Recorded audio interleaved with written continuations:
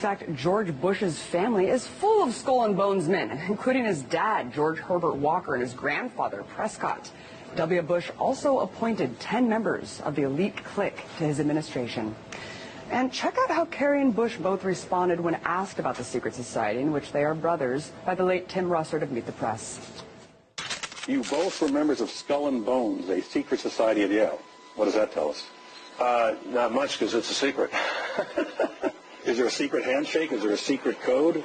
I wish there were something secret I could manifest. 322, a secret number? There are all kinds of secrets, Tim. You were both in Skull and Bones, the secret society. It's so secret we can't talk about it. What does that mean for America?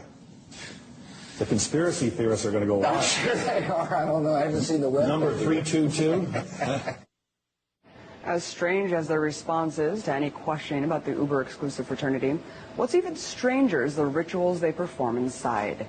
According to The Scotsman, a Scottish newspaper, initiates must masturbate in a coffin while recounting their sexual exploits, for which they will be rewarded with a no-strings-attached gift of $15,000.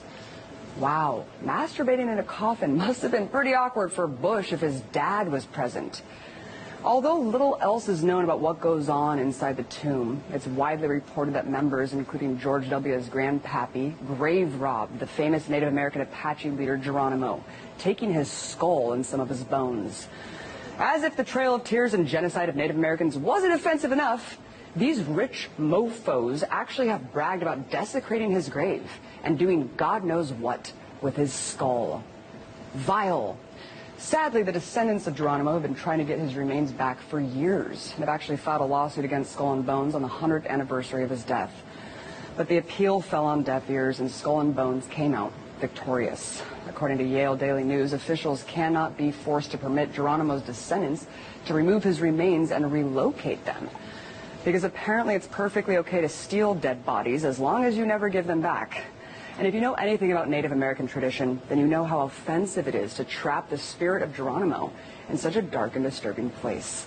See, while this may seem like mere sensational fodder for tabloids, this type of behavior is actually indicative of the way the uber elite view the rest of us peons and their role in society. Because hoarding the world's wealth and controlling the political process just isn't enough unless you can brag about it to your naked coffin buddies.